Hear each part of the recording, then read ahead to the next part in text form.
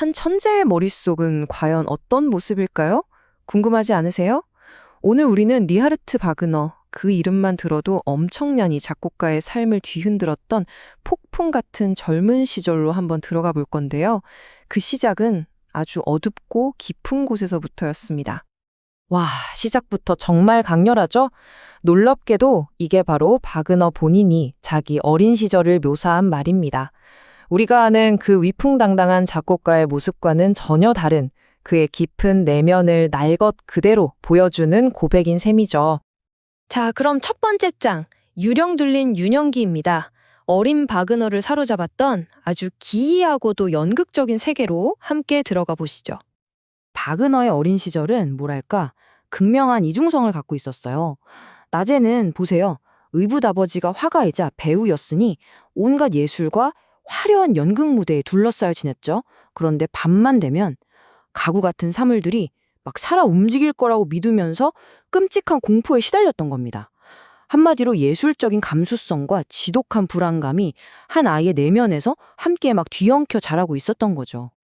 그리고 바로 그 기이하고 어두운 내면의 소용돌이가 훗날 그의 위대한 창작 활동을 퍼뜨리는 첫 번째 불꽃이 됩니다. 자, 이제 두 번째 장으로 넘어갑니다. 세상과 맞선 예술가. 청년이 된 바그너가 세상에 딱 나섰는데 이게 정말 순탄치가 않아요. 거대한 파도와 싸우는 뭐랄까 영웅적인 투쟁이 시작됩니다. 그가 제일 먼저 향한 곳, 바로 당시 예술의 수도 파리였습니다. 여기서 대성공을 거두겠다 하는 엄청난 희망을 품고 갔겠죠. 하지만 그 희망은 정말 순식간에 끔찍한 악몽으로 변해버리고 맙니다. 파리에서의 삶이 어땠냐면요. 정말 상상 이상으로 처절했어요. 빛은 눈덩이처럼 불어나고 극장 문은 어딜 가나 쾅쾅 닫히고 결국 먹고 살려고 남의 오페라 곡이나 편곡해주는 그런 음악 막노동을 해야 했던 거죠. 심지어 아내와 주고받은 소중한 결혼 예물까지 전당포에 넘겨야 했다니까요. 이건 뭐 끝이 없는 절망의 연속이었던 겁니다. 이 말이 언제 나왔냐면 그나마 유일하게 기대를 걸었던 한 극장 감독이 파산해버렸을 때 바그너가 직접 쓴 글이에요. 진짜 벼락을 맞은 것 같았다고 하잖아요. 모든 게 한순간에 와르르 무너져 내리는 그 심정, 정말 그대로 느껴지지 않나요? 아니, 근데 생각해보니 파리에 도착해서만 고생한 게 아니에요. 사실은 파리로 오는 그 여정 자체가 와, 정말 하나의 거대한 시련이었거든요. 원래는 한 8일, 일주일이면 도착했어야 할 항해였어요. 근데 이게 웬걸? 끔찍한 폭풍으로 만나서 거의 한 달이나 바다에 갇혀버린 거예요. 배는 막 부서지기 일보 직전이고 정말 죽을 뻔한 거죠.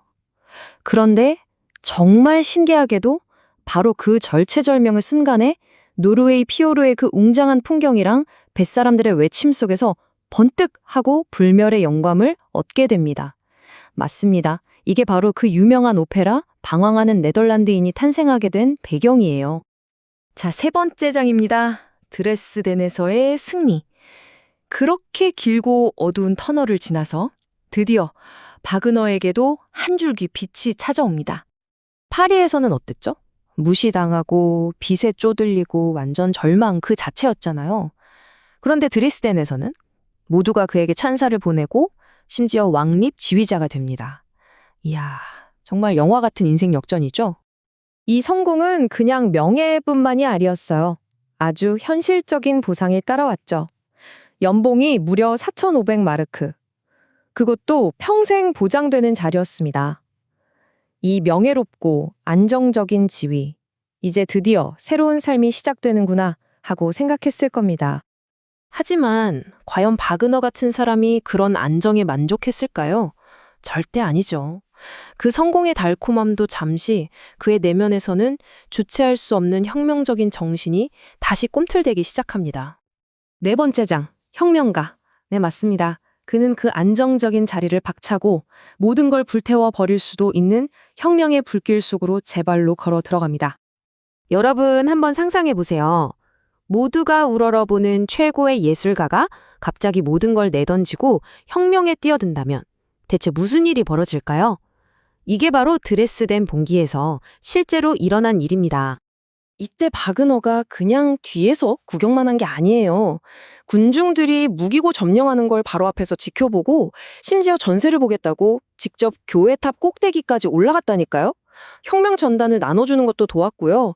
말 그대로 이 혁명의 가장 뜨거운 중심에 있었던 겁니다. 당시에 바그너가 어울리던 사람이 바로 무정부주의자 미하일 바쿠닌 같은 인물이었어요.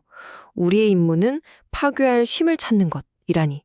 이 말 한마디만 들어봐도 그가 얼마나 급진적인 사상에 깊이 빠져 있었는지 알 수 있죠. 좀 섬뜩하지 않나요? 자, 이제 마지막장입니다. 망명 속에서 단련되다.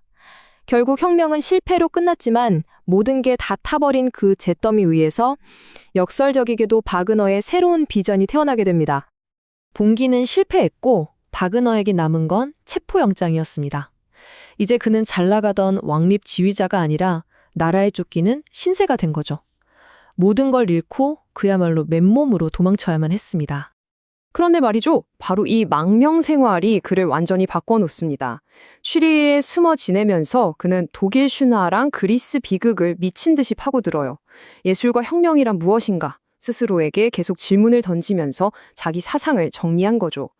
그리고 바로 거기서 그의 인생을 정의하게 될 작품, 바로 그 대서사시 니벨롱의 반지의 첫 구상이 시작됩니다.